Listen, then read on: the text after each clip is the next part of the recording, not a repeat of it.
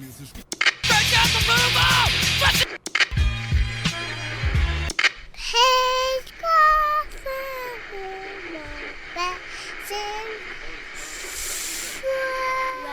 to Work Hard. Here are your hosts, Ethan and Jason. Now this is podcasting. Yo! Welcome, one and all, to the greatest show on earth that no one watches. 8 views on YouTube. There are like 200 people that listen to this, I think. I don't know. I've given up trying to figure it out. I don't think it's going anywhere, but I can't stop. You ever get there? You can't stop. You stop doing something, you start to feel like you're going to explode. You're going to get like your whole world's going to get, not your whole world, but like your psyche's going to get ripped apart. You can't sleep. I'm bound forever to this thing, screaming into the void forever. Guys,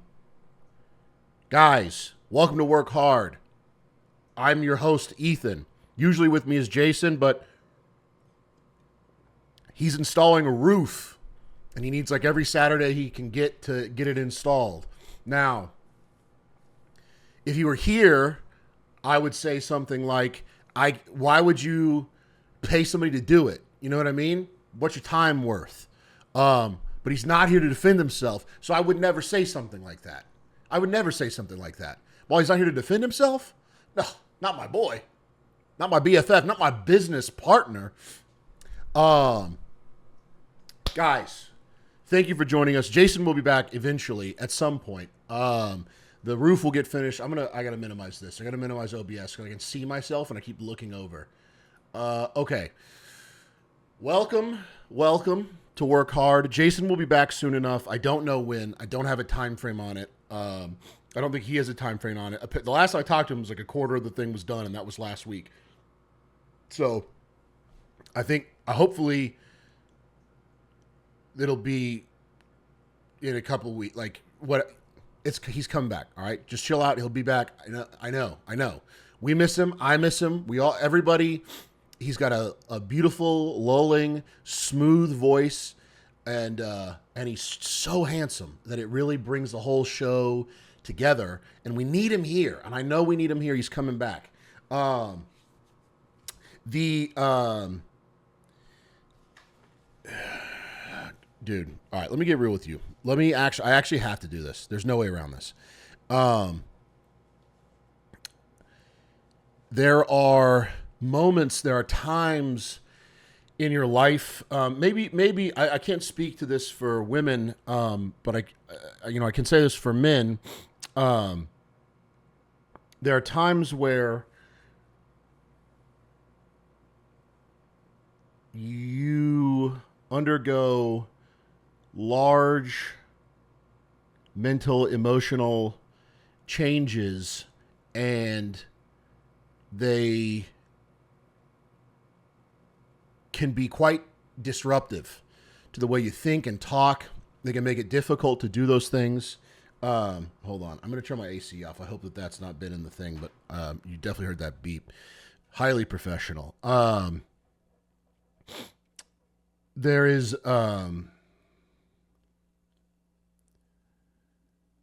sometimes you got to go through it. You know what I'm saying? Sometimes you got to go through it, and it makes it. If you're someone like me, where you're talking for a living, because I'm in sales, and so I talk for a living and I say a lot of things. Most of the time in sales, you're quiet and listening if you're a good salesperson, but you do talk more often than most people talk at their job.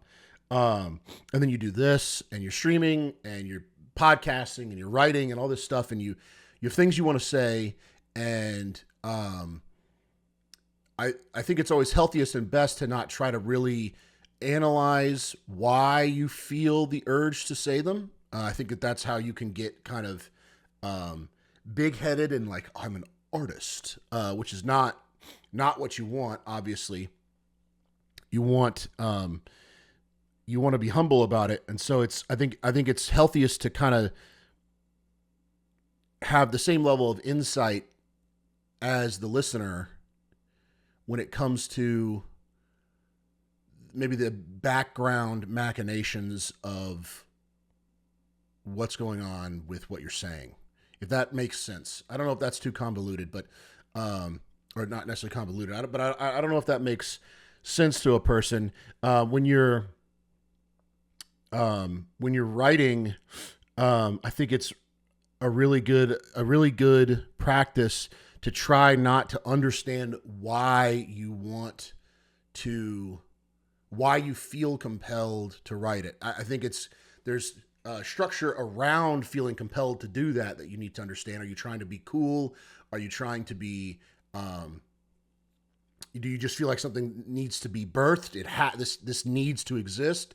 That is fine. And you should know that. And you should be able to figure out whether or not that statement is true. Does this need to exist? Am I making this because I sincerely believe this needs to exist? But once you get the yes or no there, if it's yes, if that's sincere, it's real, it's really yes, you don't need to go any deeper. You can just accept that you believe that this needs to exist. You ought not analyze any further. And if the answer is no, then, maybe you can dig a little bit deeper as to like, okay, then why am I doing this? What's going on here? Whatever, yada, yada. But you probably also shouldn't analyze too much further than that. Either way, you probably just shouldn't do it. Anyways, bring it all back around to what I was originally saying. I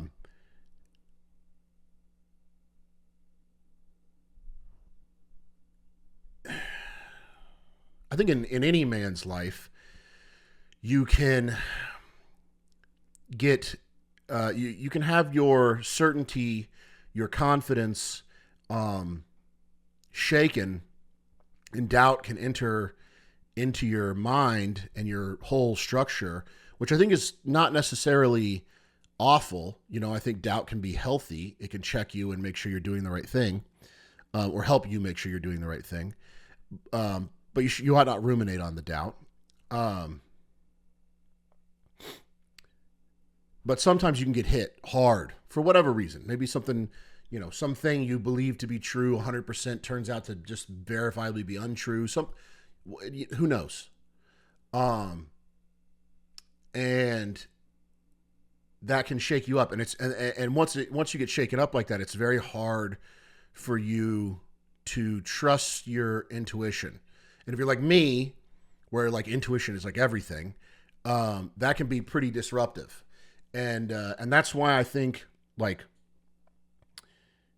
it's unfortunate that I'm going through that right now at the same time as Jason and I are trying to figure out how to make hyper premium work in our lives, without having as much time as we had last year, like day to day. Because this thing is kind of on life support right now, which is fine, totally fine. But it is kind of on life support right now, and it is largely fallen on me again to make sure all of this stuff, everything, the clips are getting put out and streams are happening, the podcast is coming out on time, and so it's tough for that to happen. That thing, hyper premium being rolled back, as well as I'm going through my own thing. It is unfortunate because it ends up affecting, makes it hard. It makes it hard. You're recording a podcast and when you were so certain 6 months ago, you knew when you were hitting that tuning fork, you could feel in your stomach and your gut and your chest. I'm like, okay, I think I'm saying something, I'm pretty positive. I'm saying something I'm as positive as I possibly could be that I'm saying something worth hearing. And then you kind of have that intuition, your trust in that feeling robbed. And so it just makes it hard. It makes it hard to talk. And so instead of trying to sit here and compensate for that, the thing that I've learned in my life is that when, you're in an awkward situation or when something's making something difficult, the best thing to do is just to face it head on. And so I don't think sitting here with you guys trying to be shucking and jiving or whatever, pretending that I'm like in the zone as usual is futile, and it's going to make the episode sound performative and disingenuous, because that's what it is. It'd be performative and disingenuous, but instead I'll just kind of lay it out there like I'm I'm in hot water, dude. And that's, I think that's that is a big part of one of the things I want people that hear this to walk away with, is that being in hot water is not, it does not have to be a dreadful, awful thing. You can know that you are being shaped by the God who loves you. And it can be, it's difficult for it to be exciting, obviously, because it's so uncomfortable, but it can be, it can give you, what can it give you? It can give you, it can give you a sense of excitement. You can have hope. It's the same sort of feeling, I guess, as working out. Like it's very difficult, on your hardest days when you are the most tired and you don't want to go to the gym, as much as you usually do. You get there, you're exhausted, everything hurts. But you know that the result is going to be this positive thing. And so you have two animals inside of you.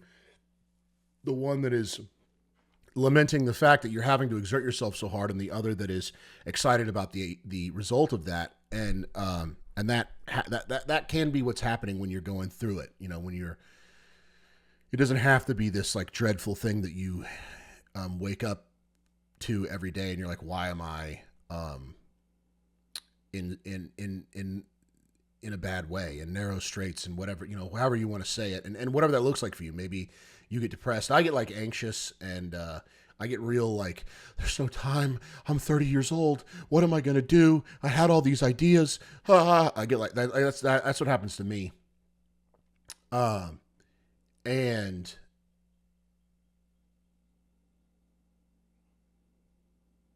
you can just live in that. Like you can just live in that and chill, so that like even your own emotions are like a storm, but you're kind of nestled inside of those emotions in like not like a protective shell, but they're flowing through you in such a way that you can't even feel the wind of the storm.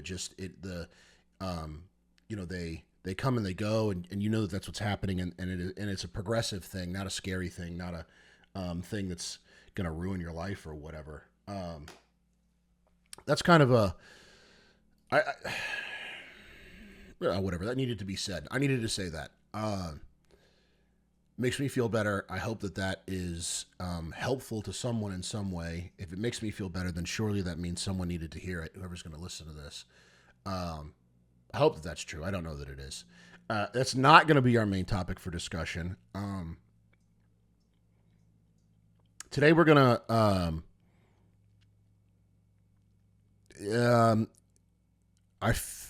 today we're going to kind of build off of last episode, not last week because we skipped a week, but our last episode. I had this excuses episode, and I think that's valuable. But I want to kind of dive deeper, and I want to pin down a couple on like one or two of those topics, one or two of the excuses, or just maybe the spirit of the thing, and drill deeper into what I'm talking about. And I don't have Jason here as usual to keep things focused. So I'm going to try my best to stay coherent. But if you've tortured yourself by going back and listening to the earlier episodes where it's just me without Jason, that's difficult. I'm a different man from that time, so it is easier, but it's, just buckle up. All right, bear with me today. And I also, last week I didn't, it's not that I couldn't do this. I was too spun out about recording.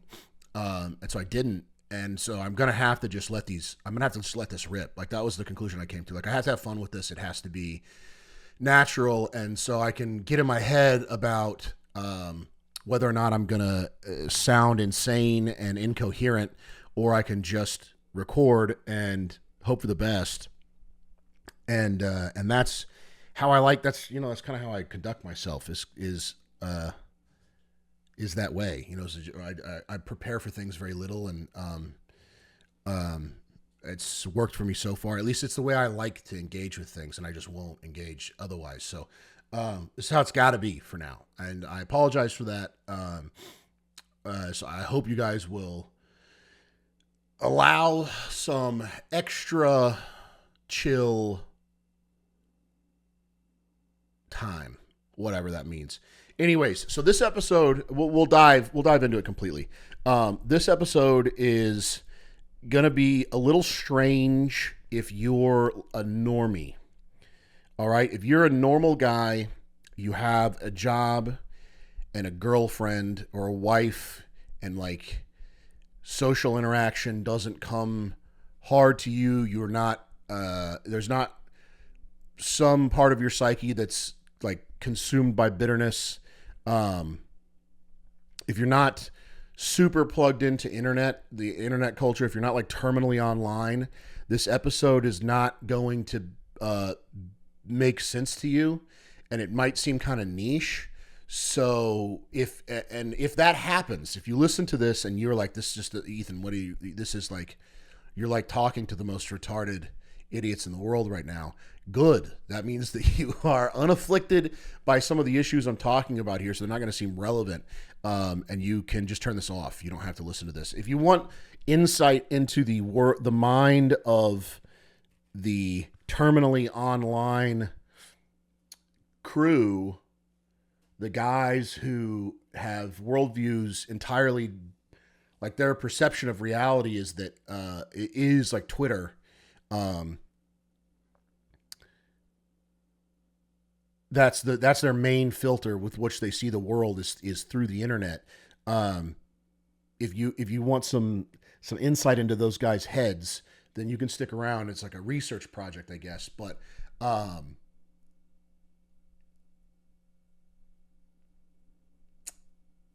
what am I trying to say? That is what I'm trying to say. There's nothing more to it than that.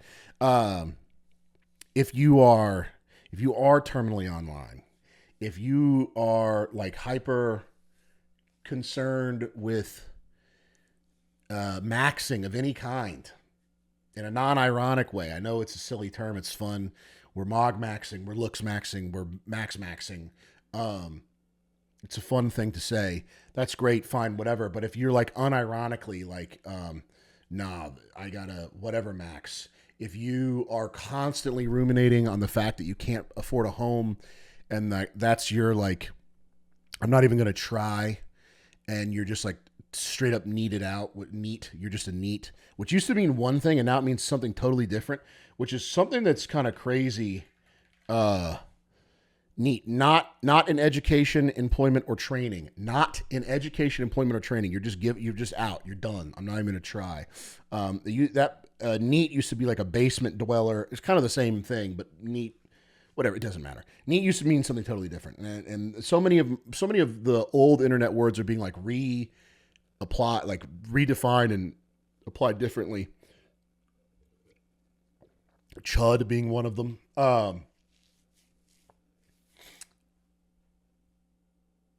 So, if you are a neat in both the old sense and the new sense, the old definition and the new definition, if this is you, I would suggest sticking around. You're going to get pissed off, probably. But if you can bear it, then I would stick around. And this might be a long one, and it might be rambly, okay? But you're going to have to... If you want, this is a terrible thing to say to somebody on a YouTube channel that gets no views. But if you do want value out of this, you might have to work a little harder to extract it than you would otherwise if Jason was here, because he could extract it for you. But and we could just serve it to you on a silver platter as a team. But instead, you might have to do Jason's job today. I really sincerely believe if you do that work, you'll get something out of it. So please try. But whatever, you get it. Okay, we're in 20 minutes, long enough.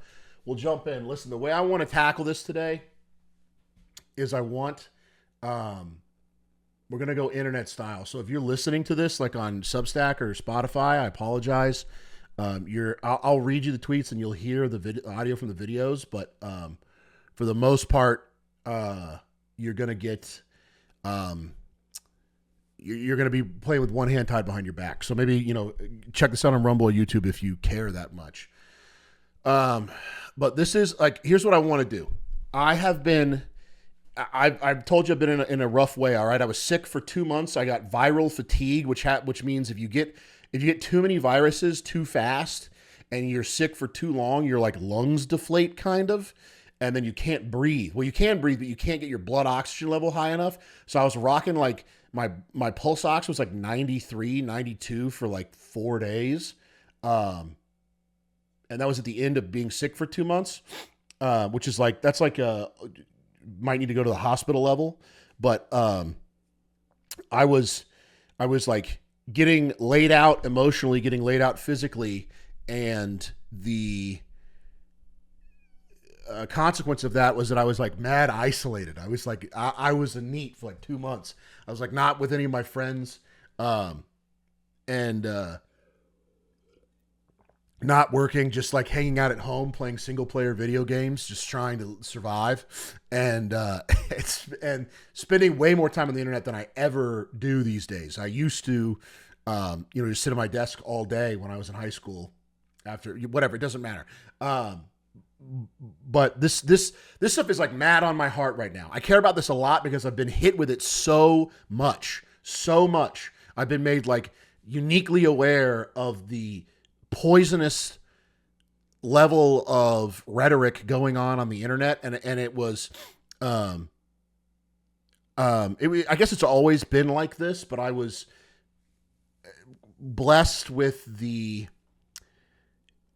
insight to leave this behind early on, like in my marriage when I was like 24, 25. So I haven't been this ingratiated in what people are talking about and the level of discourse in a while. I get snippets of it here and there, but I've been like full in it. I've been in the deep end for 2 months, and so I'm watching like thousands of people get nuked by this stuff, and then it also reveals to me that like when I'm listening to a podcast or I'm watching some stream or something, and there's I'm just getting the surface. It's like there's a massive ocean of people that I'm not exposed to that are like getting ripped apart by this stuff, and it boils my blood, and I have to say something about it.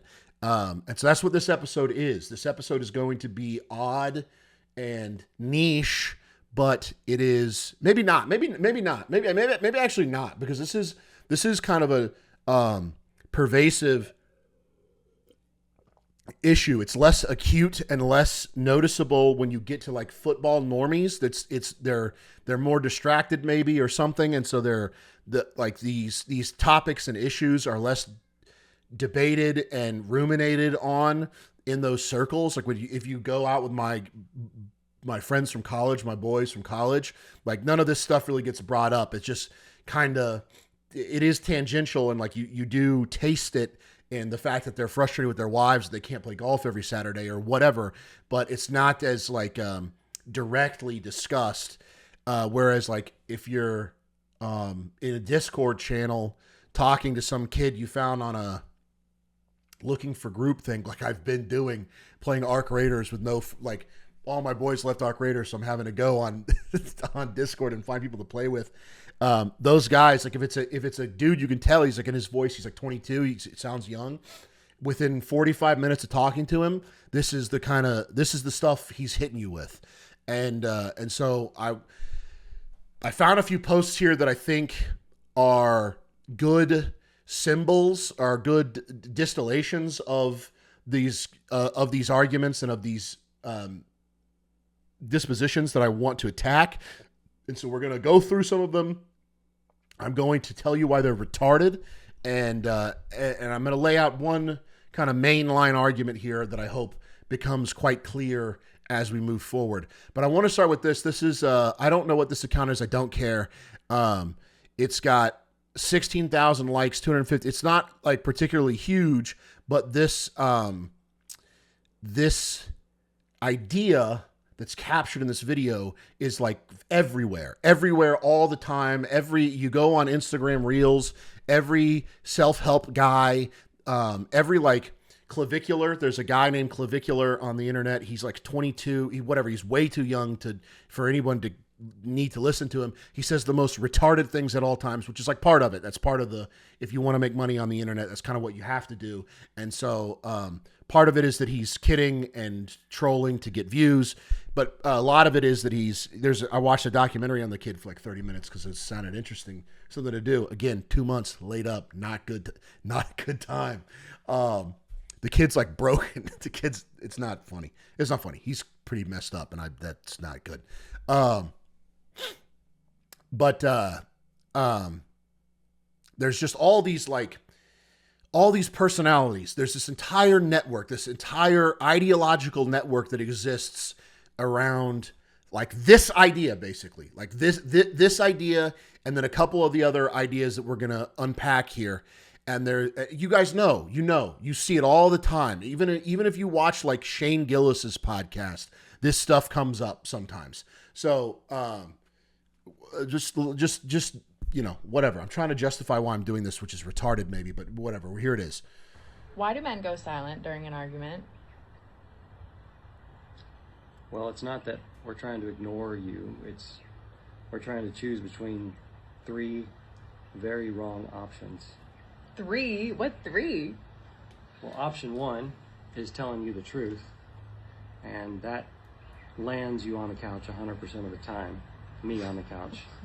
So that's the wrong option. No. Option 2 is to tell you what you want to hear. And now, the problem with that is, I have no idea what you want to hear. Because I don't even think you know what you want to hear.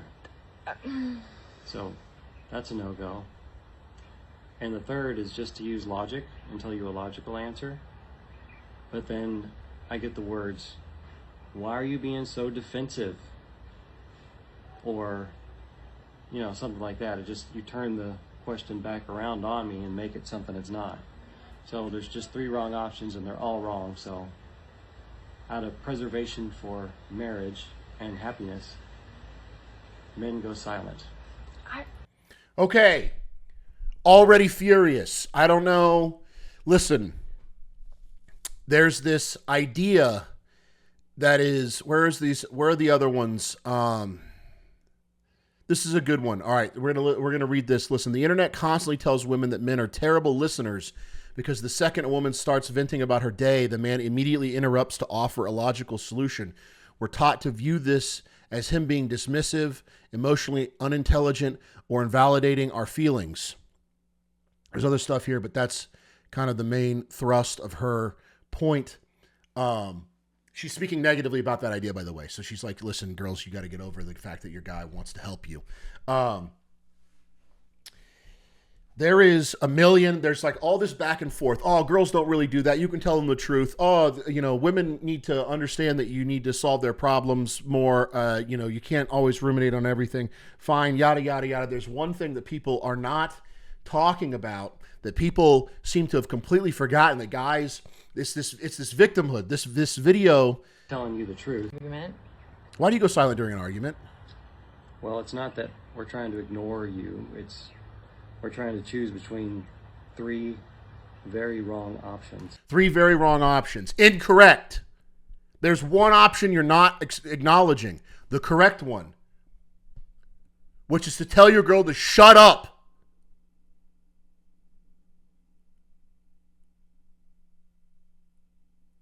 Let that sink in. You're a man. He says option number 1 is to tell you the truth, and that is absolutely going to land me on the couch. Why? It's your couch. You bought it. It's your house.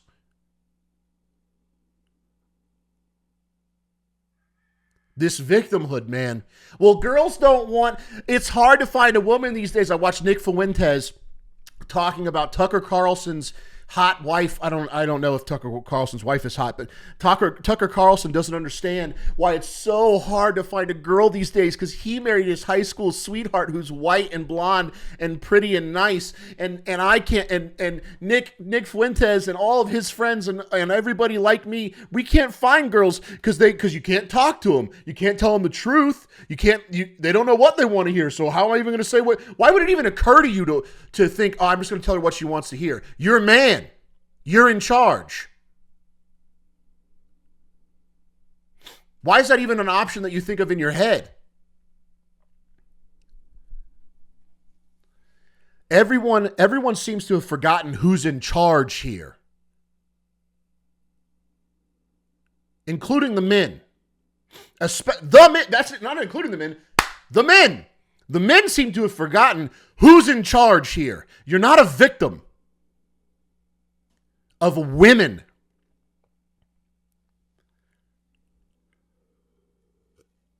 What are they going to do? What's a bitch going to do to you? Hit you? Oh, she's going to call the cops if you... Well, then why are you letting it get that far? You're in charge.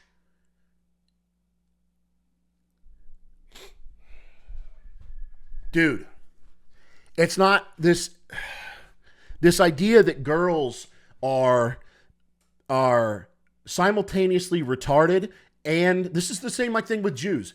That girls are simultaneously retarded and such verbal, unbeatable masterminds of emotional manipulation and beguiling, heartless, cold behavior. They're so ruthless and maniacal. They're both retarded, but they're retarded and helpless, but ruthless, maniacal, and unbeatable at the same time.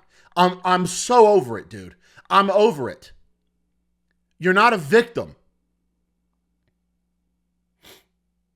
All right? When I met my wife, all right, this is not this is a reality thing, okay? I don't want to I'm not being particularly disparaging of my wife, all right? Every girl was like this. Every girl is like this. This is a direct counter argument to your gay little, well, the girls today are they're not, they do this and it's not, they all think what, dude. All right, when I met my wife had a Yoda with a headset on, and it was like the vibe is with the vibe, whatever, some like cringe bumper sticker on her car, and I said retard, and she did like special ed education, okay, and I said retard a lot, and she was into like Doctor Who.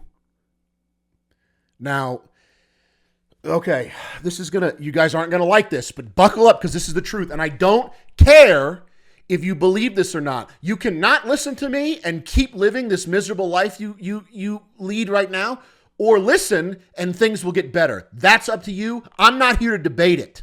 This is the reality of the situation. My wife was like, oh, don't say retard. I don't want to hear you say retard. And I said, well, then get over it. I don't do someone telling me what I can and can't say. That's not in my sphere. I eject those people. They're out. I don't participate. All right. And that's the power that you have. That's the power you have with everyone, but especially women, is saying, I'm gone. I don't participate. I have boundaries. I have values. I have things I live for. I have certain standards that I know I have to hold myself to, that I know I have to hold the world to, or I'm going to become miserable and become twisted and evil and vindictive and bitter. So I'm out. Okay? I just told my wife to shut up. And I'm sorry that sounds hard. I'm sorry that sounds brutal. And I didn't say shut up. Okay, I was kind, but I laughed. I was like, I'm saying retard. And if you don't like that, there's the door.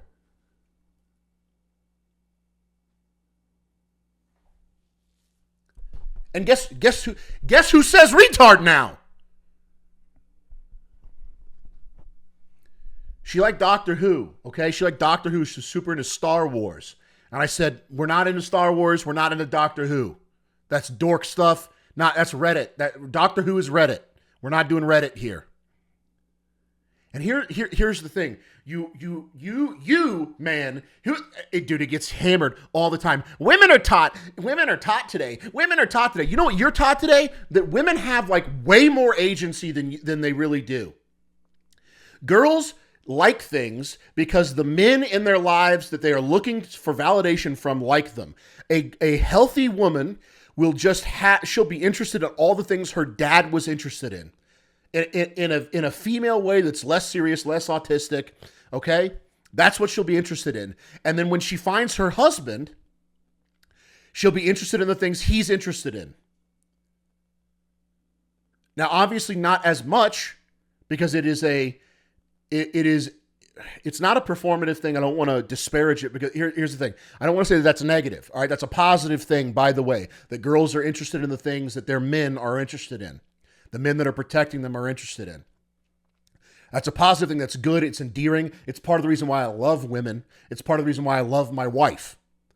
It's a beautiful thing.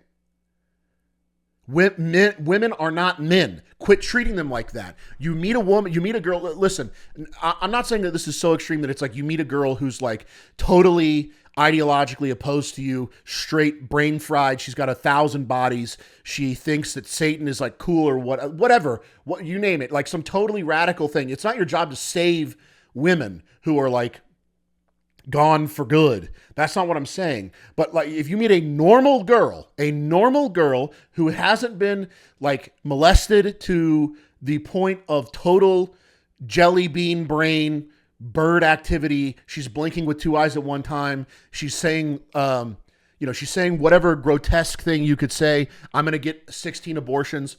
Like you meet a regular girl, and by the way, there's this idea out there. It's not like that. There are no regular girls left. Every girl's had sex with 15 guys and had 3 abortions and is like completely. No, they're not. They're people. They're not dragons. They're not mythical, strange creatures. They're just like you. All the problems and the weird little mess ups and the hang ups and the issues and glitches that you have, they have them too. They're just normal. They're just people.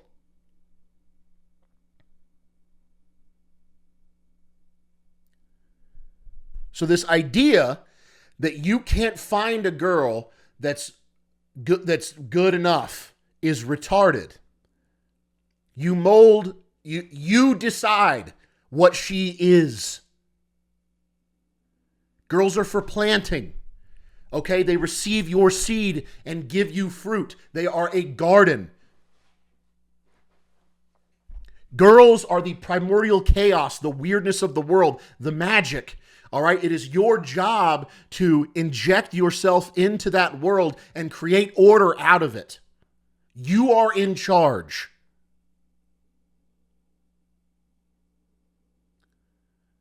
You are in charge. If you meet a normal girl, she is going to just adapt to being like you.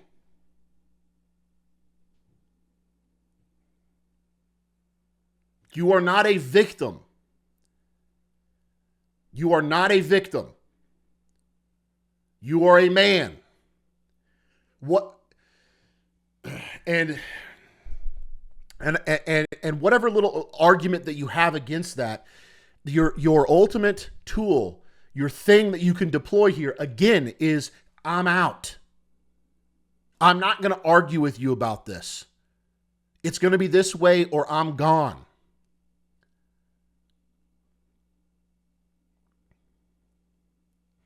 Now you have to balance that, right? You have to balance that. You can't be manipulative to people. You can't hold people hostage.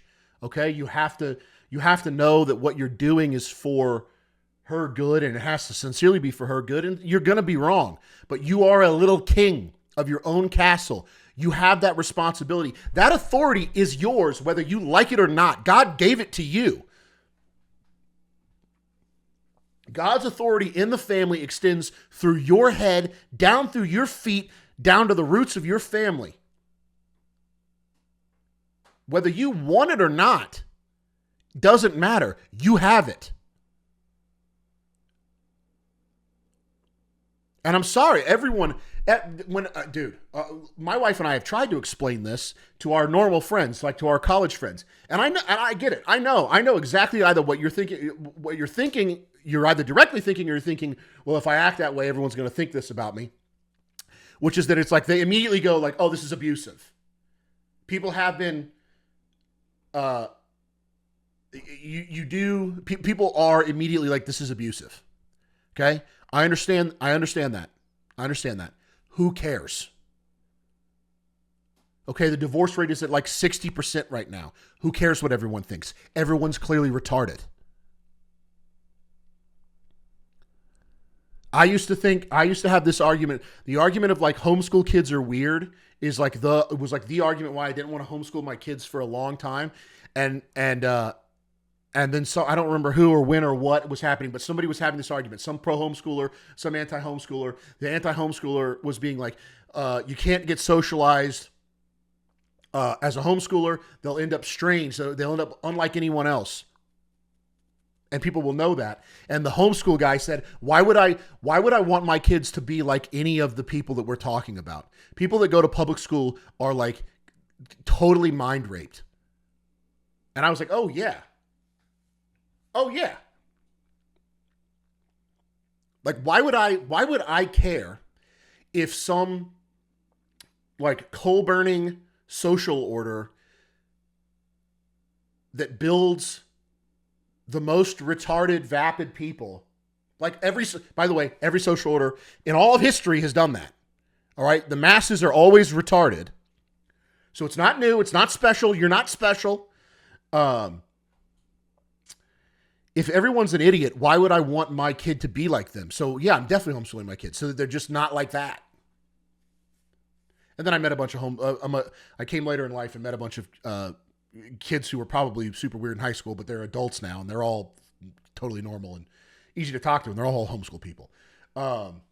Well-adjusted, fine. They're not socially weird. I can introduce them to anybody. They're great. They're awesome. They're my best friends now. And they're all fun to talk to. They're all well-educated and they, whatever. Homeschooling is great. But the point, I extract that out, put that over marriage. Why would you care if you're one of these kids, you're in the basement, you're in your room, your apartment, you're totally checked out, you believe normies are totally fried, and then your argument is that, well, normies are going to try to stop me. Normies are going to say this. Normies are going to think it's abusive. Normies are going to, who cares? You don't like normies. I thought you don't like normies. You're the king. What does it matter if people are scared of kings today? What does it matter if people are so afraid of tyranny that they totally reject the idea of kings? Who cares? You are the king. God has made you the king of your little castle. Accept the responsibility or hide from it. That's your decision. Accept the responsibility. Understand that your wife is not completely, not fully just a blank slate for you to impart a personality on. That's hyperbolic and not true. She'll have her own interests, things that she likes. Always. She will always. And you shouldn't trample on that. You should encourage sincere interest in things. But you should treat your wife. You should view your wife as kind of like a kid. You're kind of, and oh, that sounds lonesome. That sounds whatever. Yeah, it is lonesome. A part of what being a man is dealing with your own emotions in your own heart, in your own mind. You are the stopgap. You're the last stop on the train tracks. You are, your soul is the factory where validation and approval is manufactured and disseminated to the population. You can't go get validation and approval from somewhere. It's supposed to come from you.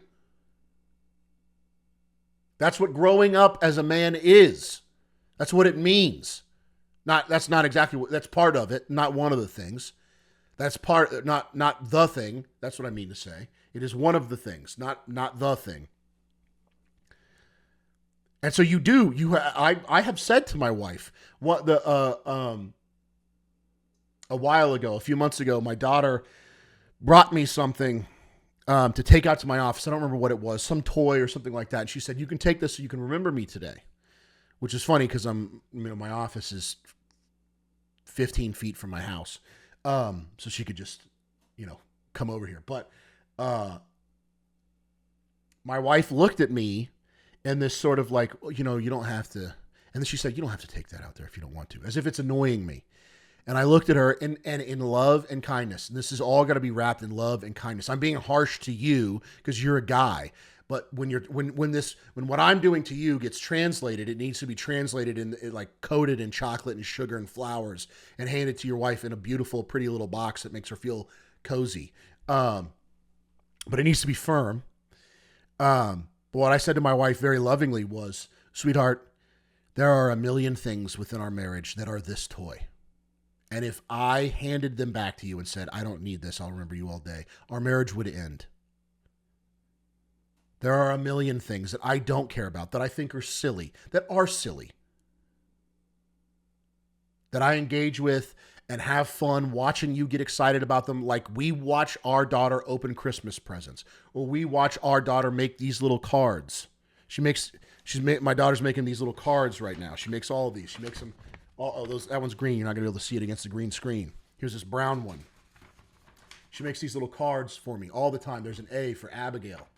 A for Abigail right there. You saw that.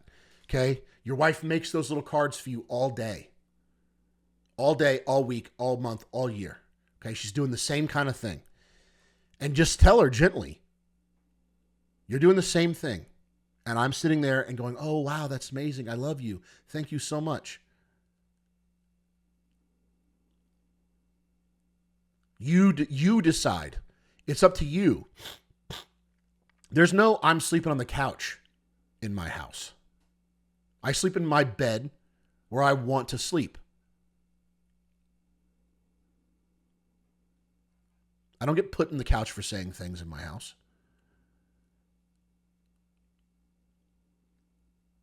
You're not a victim. You're just straight up not a victim. Now, this is, let's see here.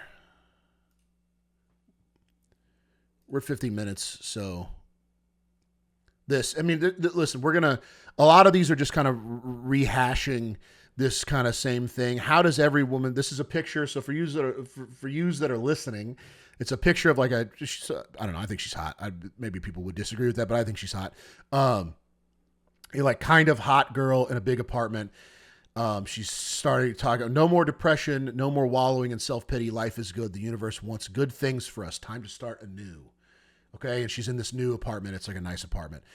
This guy, Cultural Chud. Now all of these accounts have this. This guy's not a big account, but it's just like, it's just a great example. Again, this is just a great example of the overall narrative that gets weaved right now by all of the like online guys who are like the gurus that are supposed to be guiding men to better lives. The better life is treat women like sex dolls, check out, try to like make money in a frivolous way that's not helpful to anyone, and then spend it on like retarded cars, like bad cars. Dude, these guys that are like the guys that are rich, whatever derivative of Andrew Tate you want to think of in your head, dude, they buy the wackest.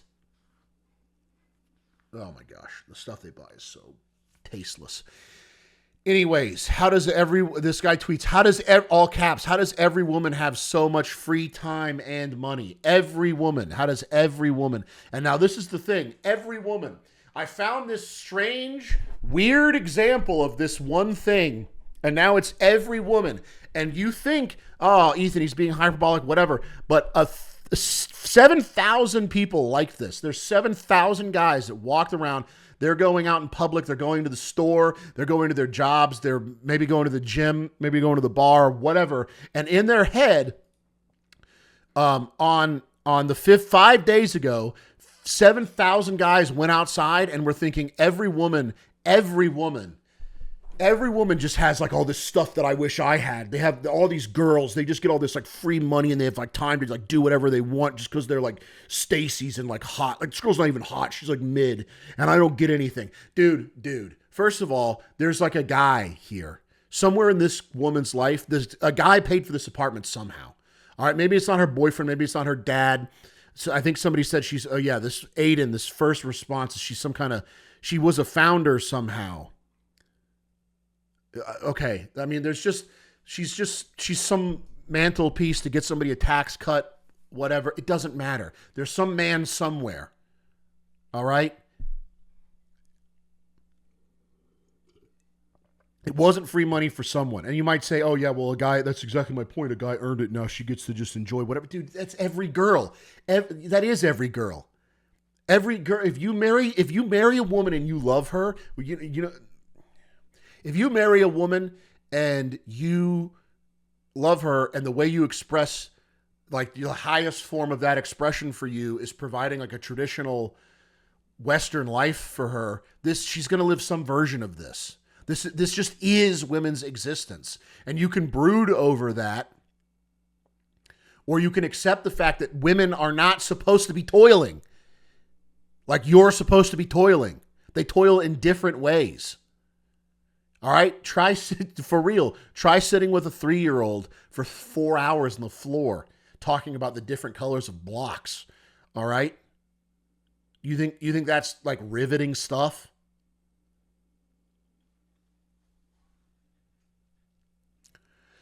Anyways, the girl thing. So last thing we'll cover here. This is more of the like less girl issue, although I do think the girl front, the like relationship front is like the battle of our age where this stuff is like most apparent. But this is like a total this is a more life encompassing thing than just girls. Actually, I don't even think he mentions girls in this post. But here's the post.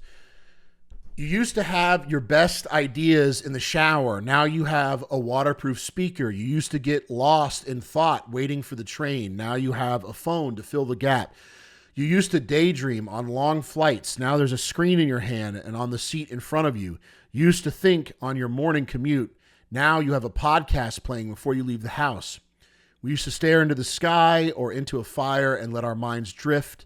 Now we have TVs and phone to replace that. We fill every silence and lost all of our peace, creativity, and ideas that lived within that silence. Now that is true. But you know what is the underlying, this Alex has got it going on here.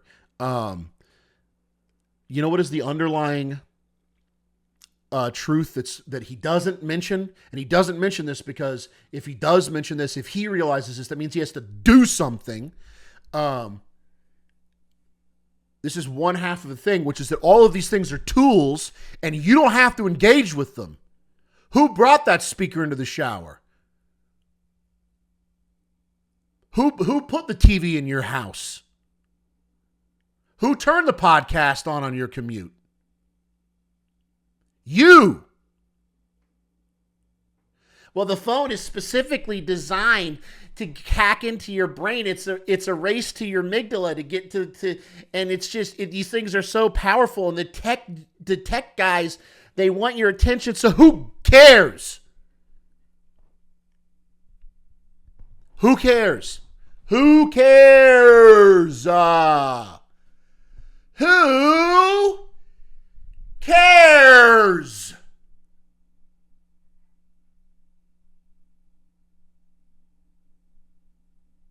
Are you a sentient being or not? Do you have agency or not? What's your argument? That life is hard and there are people who are trying to get things from you? That's your argument? That life is hard?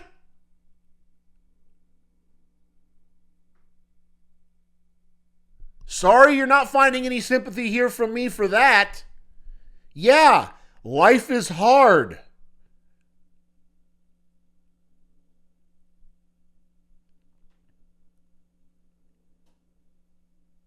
Things are hard. Well, these technologies are so advanced, the human nervous system has never had to deal with it. Who cares?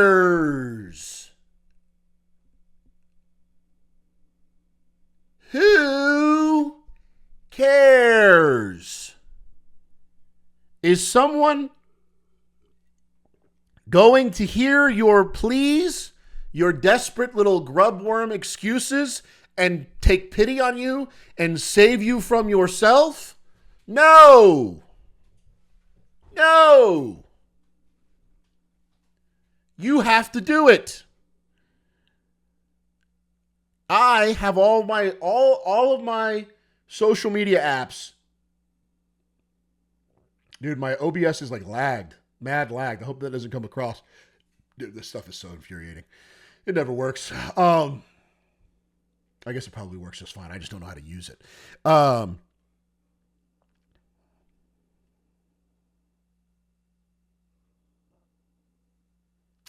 All my social media apps are locked behind a password that's held by my wife. I can't get access to them unless I convince her to give them to me. I've told her specifically to reserve that for extremely boring times in my life where I just don't want to sit. Huge swaths of my life are lived in silence. And I am I wish I could show you. I have 3 computer screens, a cell phone, the newest cell phone you can get. I'm extremely tech. I love video games. I'm super internet man. Just decide not to do it. Don't bring the speaker into the shower. In the morning, spend 5 minutes sitting in the sun outside. Spend 2 if you can't manage 5.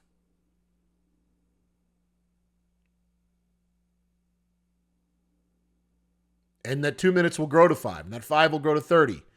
And you'll be in an hour. And then all of a sudden, you'll be able to tell. You'll be able to feel when you're looking at screens for too long because you get a feeling and a tightness in your forehead that you didn't realize had been there the whole time. You're not a victim.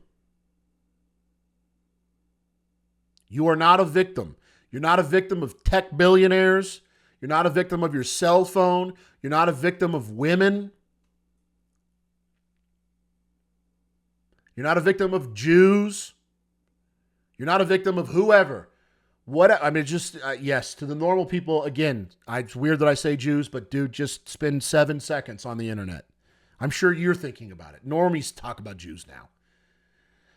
Oh, you're not a victim.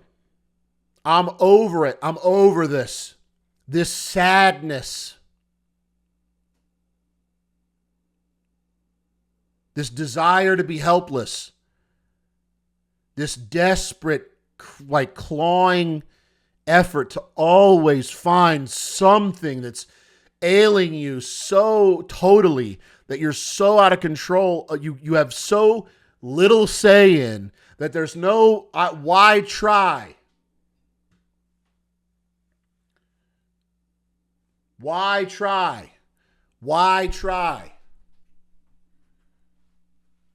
I am beset on all fronts by enemies too powerful for my own efforts.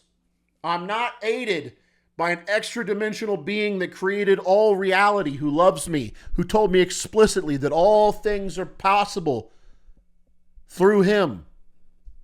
That's not happening. I'm on my own, and I'm a little worm, incapable of achieving, incapable of looking away.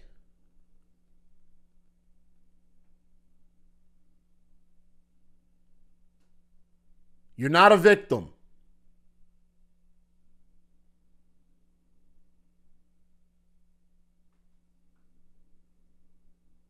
You are powerful.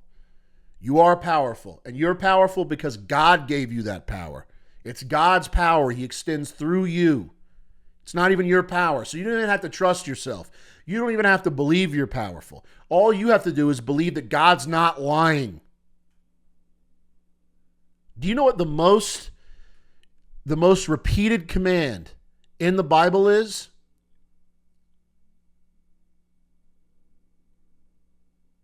Of all commands, of all instructions God gives you, do you know what the most repeated, the one he says over and over and over again? Do not be afraid. In some form or fashion, you are told not to fear, not to worry. 365 times in the Bible. I think that's right. Let me look that up. How many times does the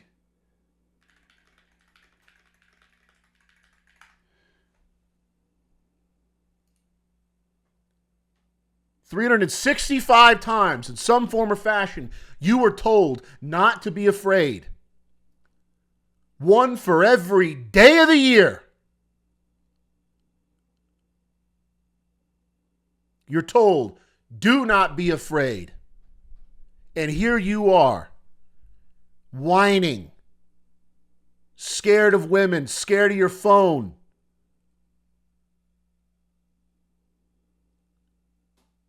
Scared. You're not a victim. It's time to grow up a little bit. It's time to be big boy. Put on some big boy pants. Big guy. Big guy. What's the Ice Spice song? Big SpongeBob, big guy, pants okay. That's you. All right? That's you now. You're going to turn this off. You're going to be SpongeBob, big guy, pants okay. That's you.